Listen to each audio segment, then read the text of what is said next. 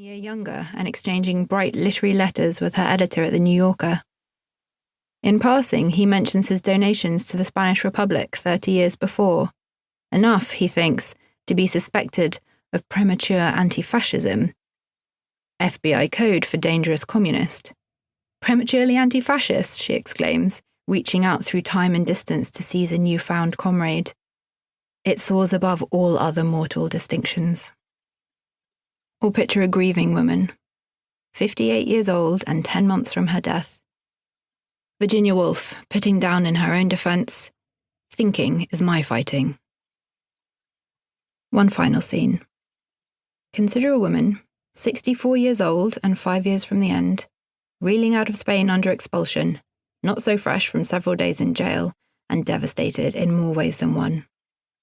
Raging, she makes her way to England through a series of scuffles and shouts and confrontations. The French police arrest her, then the English ones do. On the King's Road in London, they pick her up for soliciting, and then add on drunk and disorderly. She scraps. She throws her shoes at the magistrate.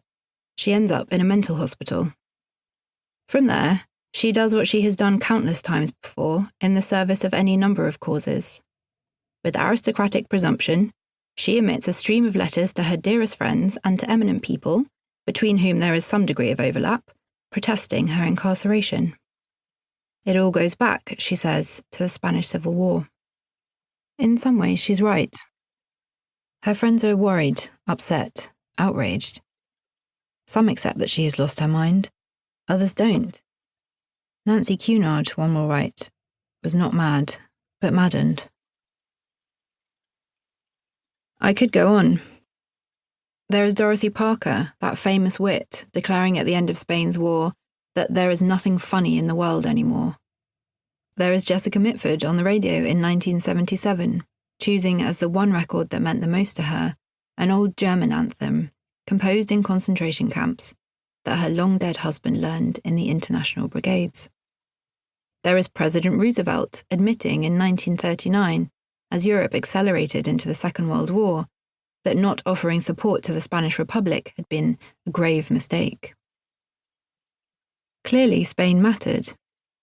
But what's unusual about the Spanish Civil War, which ravaged the country between 1936 and 1939 and brought its young democracy to an end, is how much it mattered to people who had nothing to do with Spain. This is not a book about Spaniards. It is not even, really, a book about war. This is a book about individuals, outsiders, and how they understood their role in the history of humanity. It's a book about a cluster of people I was drawn to some time ago now. Individuals, most of them writers, for whom the Spanish War and its challenges never lost their force. The writers produced literature during those years that stayed with me, that stays with me still. Poems, memoirs, stories and essays that warranted attention and opened windows onto the late 1930s that had been left boarded up by the male canon I'd inherited. I had been thinking about activism and retreat, responsibility, freedom and solidarity, and about how one might respond to fearful calamities on the horizon. There they were with their own generation's calamities, their own responses. I might as well admit to a weakness for people with an instinct for rebellion, for women who do not go out of their way to please when more important matters are at stake. Nancy Cunard, Martha Gellhorn, Josephine Herbst, Sylvia Townsend Warner, and Virginia Woolf all resisted in some way the lives they had been offered. The poet, activist, journalist, Nancy Cunard, fought hard to overwrite the heiress muse script drafted by others, emerging unapologetic and determined, heartfelt and erring. Helplessly, I admired Martha Gellhorn's uncompromising, outspoken approach to life and to war reporting, her hard-cased empathy and endless capacity for outrage.